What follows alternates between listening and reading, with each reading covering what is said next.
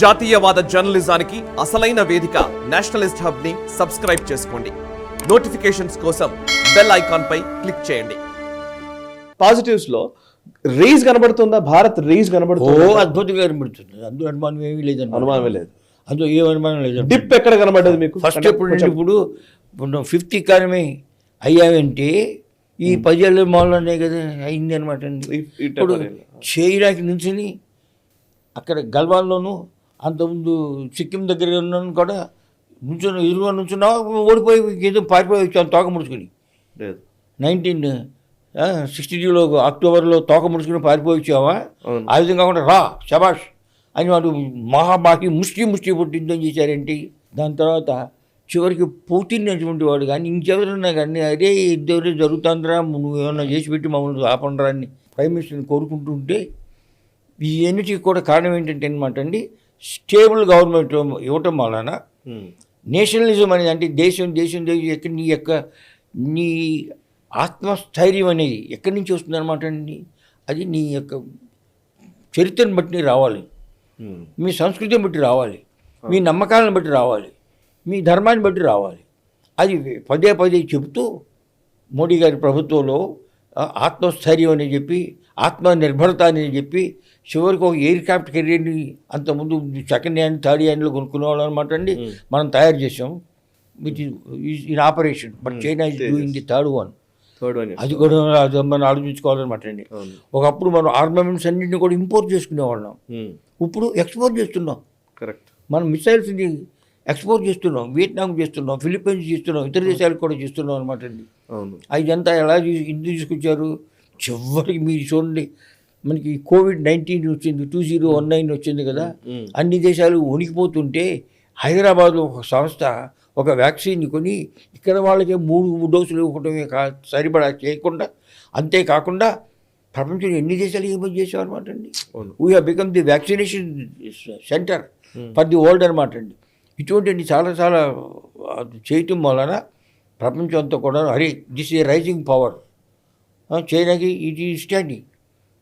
అంతకుముందు అమెరికా భయపడిపోయింది కదండి, చైనాతో ముందు దాన్ని మేపేసి దాని తర్వాత భయపడిపోయి ఏం చేయాలో దిక్కుదోవడం తోచకపోతే Quad 5 అని పెట్టేసేసి అమెరికా పసిఫిక్ ఓషన్లు కూడా మనం ఉద్యమించాలని చెప్పేసి ఇంతమంది మన యొక్క స్నేహాన్ని కోరుకుంటున్నారంటే ఈ ఆత్మస్థైర్యం గంభీరంగా ఆలోచించి మేము చేస్తామని చేసి చూపిస్తామని చెప్పడం వల్ల అనమాట అండి.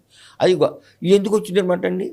282 సీట్స్ మెజారిటీ 9 సీట్ల మెజారిటీ బీజేపీకి, 300 అయ్యి ఇతర స్నేహితులతో కూడా కలిపి ఆల్మోస్ట్ 2/3 లాగా వచ్చి ఉందన్నమాట అండి. ఇప్పుడు కనుక 400 పైన వచ్చినట్టయితే కాన్స్టిట్యూషన్ అంబేద్కర్ కాన్స్టిట్యూషన్ అంటండి. ఇది ఎక్కడికి వాళ్ళు వచ్చిందండి. అక్కడ అంబేద్కర్ కాన్స్టిట్యూషన్ తగలబెట్టేస్తాడు కదా అంబేద్కర్ గారు అన్నారు. ఇది నా కాన్స్టిట్యూషన్ కాదు, ఐఎమ్ ఓన్లీ ఏ హ్యాక్.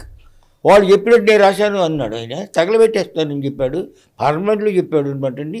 అసలు ఇంకా దాని గురించి దీని సిద్ధాంతాన్ని గురించి చెప్పాడు అంటే how can this generation decide for the next 4 or 5 6 generations? Correct.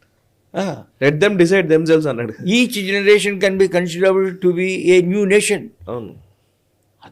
దానికి అనుగుణంగా మన కాన్స్టిట్యూషన్ 103 సార్లు అమెండ్ చేసాము ఇంతవరకు. అవును. అంబేద్కర్ కాన్స్టిట్యూషన్ ఎట్లా ఉంటామండి. అందులో ఈ కాన్స్టిట్యూషన్ అమెండ్ చేసుకోవచ్చు అని ఆర్టికల్ 367 పెట్టి ఏ విధంగా ఈ కాన్స్టిట్యూషన్ మీరు మార్చుకోవాలి అని అందులో కాన్స్టిట్యూషన్లో ఉంది. మార్చుకోవాల్సిన అవసరం వచ్చింది. వాసాంతి జీర్ణాన్ని యథా విహాయ నవాని గ్రహణాతి నరోపరాన్ని. మనిషి పెరుగుతూ ఉండగా చిరిగిపోయిన బట్టలు టైట్ అయిపోయిన బట్టలు ఉంచుకుంటామా? ఏ విధంగా అయితే వాటిని మార్చుకుంటామో అదేవిధంగా మన కాన్స్టిట్యూషన్లో కొత్త కదా. అందరికీ పవర్ కావాలన్నారు, అందరికీ జస్టిస్ కావాలంటున్నారు. ఎలా వస్తుంది?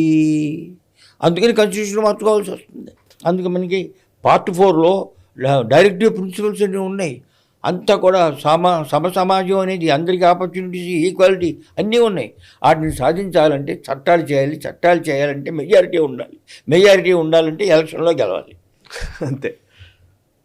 అందుకే కాన్స్టిట్యూషన్ మార్చాలి అందులో. అందు అనుమానం ఏమీ లేదనమాట అండి. ఈ వీడియో మీకు నచ్చినట్టయితే లైక్ చేయండి, 10 మందికి షేర్ చేయండి. అలాగే కామెంట్ల రూపంలో మీ అభిప్రాయాలను మాతో పంచుకోండి. Nationalist hub group of channels ను సబ్స్క్రైబ్ చేసుకుని తెలుగునాట జాతీయవాద జర్నలిజాన్ని ప్రోత్సహించండి. ఈ వీడియో కింద ఉన్న బెల్ ఐకాన్ పై క్లిక్ చేయడం మర్చిపోవద్దు.